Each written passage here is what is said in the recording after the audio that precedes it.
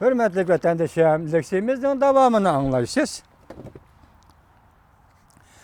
Duvi torbiti haberini mundaq davamlaştırdı.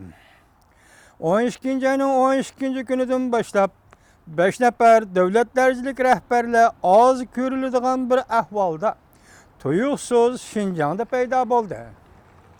Bunun içinde 4 neferi Merkezi Kanun Komitetinin mühim azaları, Merkezi Siyasi Büro'nun azası, Merkezi Kanun Komitetinin sekreteri Ming Jianjun, Devlet Mahkemesi azası, Sakçı Ministerliğinin Ministeri Go Xunkun, Yuqori Xalq Adliyesining başlığı Zhu Qiang, Oliy Xalq Teftiş İdarəsining başlığı Sao Jianming qatarlıq kişilerdi.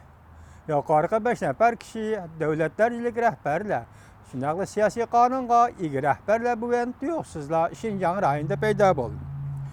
Yerlik emeldarlardan siyasi büronun azası, Şinjan Uyghur Abnum Rayonu Partikomu'nun sekreteri Zhang Chunsheng qatarlıqla Şinjan'da cem oldu.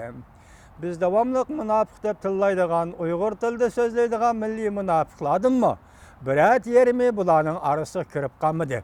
Şunundan qaraganda bu Şinjan'da zadı bu qitim, bula nemi iş qiladi degan meselege cho'nqor gumon bilan qaraymiz. Şinjan gazeti xabar qilib, ularning kunlik faoliyatini tizib chiqdi.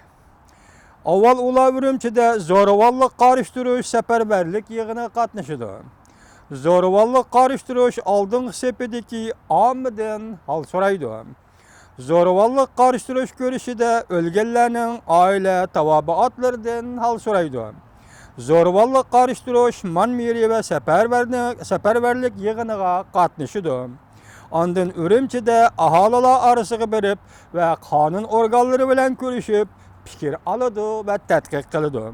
Xalqaro arqa-arqadan yuz bergan zo'ravonlik hujumlari Jungo rahbarlarining diqqatini tortdi deydi Duvi torbiti.